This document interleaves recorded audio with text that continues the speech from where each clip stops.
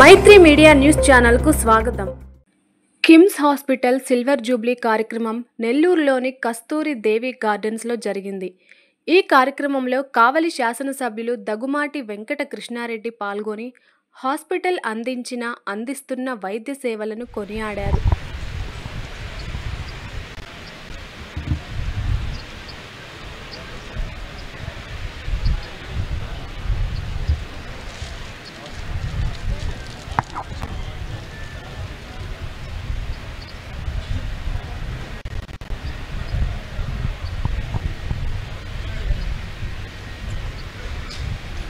కావలిలో first time ఎన్నికల్లో చేశాడు పోటీ. శ్రీ వేమిరెడ్డి ప్రభాకర్ రెడ్డి గారితో కలిపాడు తన భేటీ. ఇద్దరూ కలిసి అద్భుతంగా చేశారు కావలికి డ్యూటీ. మిత్రమా, అసెంబ్లీలో 6 సార్లు చూపించాను నీ వాగ్దాటి, అందుకే ఆహ్వానించాం పూల బొకేతోటి. ఇక్కడికి వచ్చి నీ మాటి అని ఆహ్వానింపబడుతున్న వారి శ్రీ వెంకట కృష్ణారెడ్డి దగ్గుమాటి. స్వాగతం, సుస్వాగతం.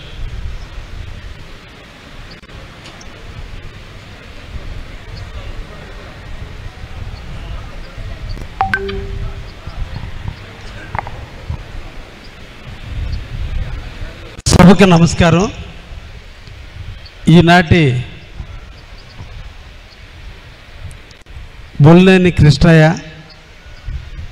ఇన్స్టిట్యూట్ ఆఫ్ మెడికల్ సైన్సెస్ వారి 25వ వార్షికోత్సవ సందర్భంగా ఇక్కడికి విచ్చేసిన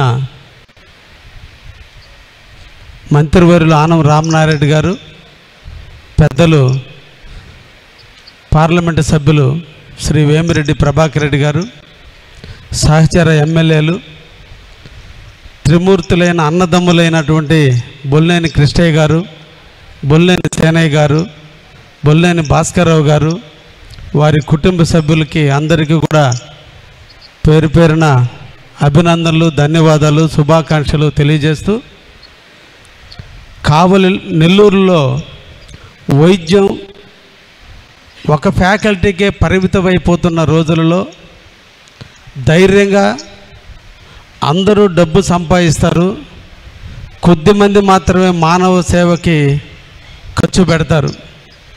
ఒక నానుడు ఉంది, పూచిన ప్రతి పువ్వు దేవుని పాదాలకు తాగదు, ఏ కొద్ది పూలకో ఆ అదృష్టం ఉంటుంది అని. అంటే అందరూ కూడా డబ్బు సంపాదిస్తారు, కానీ మానవ సేవ కాడికి వచ్చేలాగే కొద్ది మందికే ఆ దాతృత్వం ఉంటుంది. ఈనాడు కిమ్స్ సంస్థను కాదు, ఆనాటి సంస్థను మనం ఆలోచించాలి.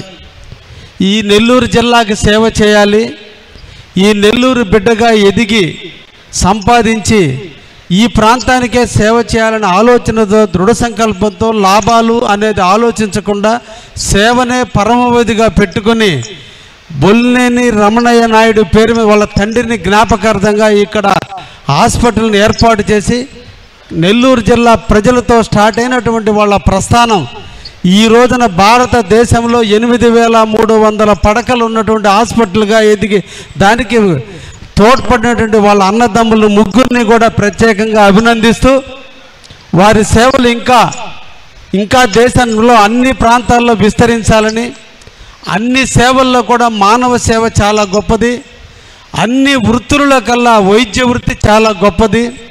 ఒక మనిషికి ప్రాణం పోసేటువంటిది వైద్యుడు. వైద్యో నారాయణ అన్నాడంటే దేవుడితో సమానమైనటువంటి వృత్తి.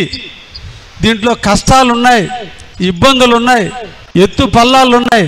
అన్నిటినీ అధిగమించి ఒకే రకమైన అంకిత భావంతో కనీసం కొద్ది మందిన చనిపోయేటువంటి వ్యక్తులను బతికించాలని ఒకే ఒక దృఢ సంకల్పంతో ఎన్ని కష్టాలను ఎదుర్కొని, ఎన్ని అవమానాలను ఎదుర్కొని, ఎంత పరిస్థితి అయినా పేదవాడికి హక్కును చేర్చుకోవాలని ఈరోజు వైద్య వృత్తిలోకి, కాంట్రాక్టర్ రంగం నుంచి వైద్య వృత్తిలోకి వచ్చి వాళ్ళ కుటుంబంలో భాస్కర్ నాయుడు గారు ఒక్కరే డాక్టర్తో ఉంటే ఈరోజు వాళ్ళ సంస్థని ఇంత స్థాయికి తీసుకొచ్చినందుకు, మనకి నెల్లూరు జిల్లా బిడ్డలైనందుకు మనం అందరం కూడా గర్వపడాలి.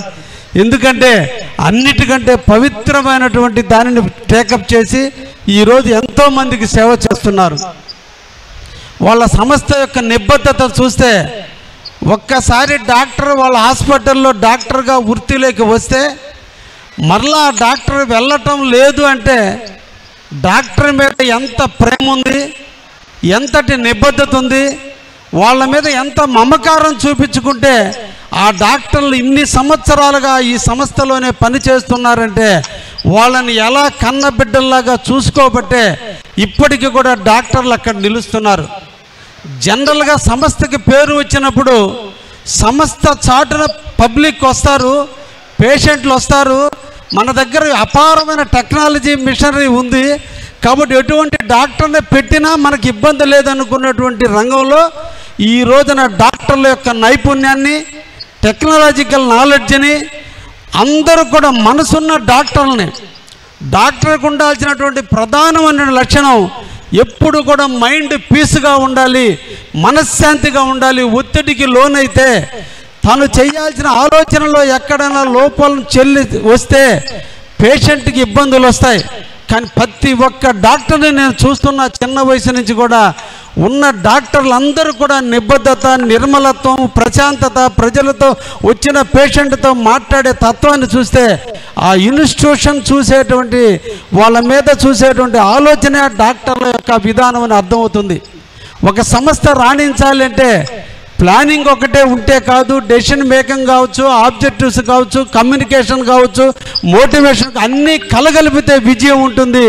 ఈ రోజున ఈ బొల్లేని సంస్థ మన నెల్లూరు జిల్లాలో స్టార్ట్ అయ్యి ఈరోజు భారతదేశం నలుమూలలా విస్తరిస్తూ ప్రపంచ స్థాయికి ఎదగాలని మనసారా వారందరినీ కూడా అభినందిస్తూ ఇంకా కూడా కొన్ని మెట్రోపాలిటన్ సిటీస్కే కాదు, జిల్లా హెడ్ క్వార్టర్స్కే కాదు, ఇంకా కూడా వాళ్ళ సేవలు గ్రామీణ ప్రాంత స్థాయికి రావాలని మనసారా కోరుకుంటూ వారి అందరినీ కూడా ప్రత్యేకంగా అభినందిస్తూ ధన్యవాదాలు తెలియజేస్తూ ముగిస్తున్నా. Thank you very much.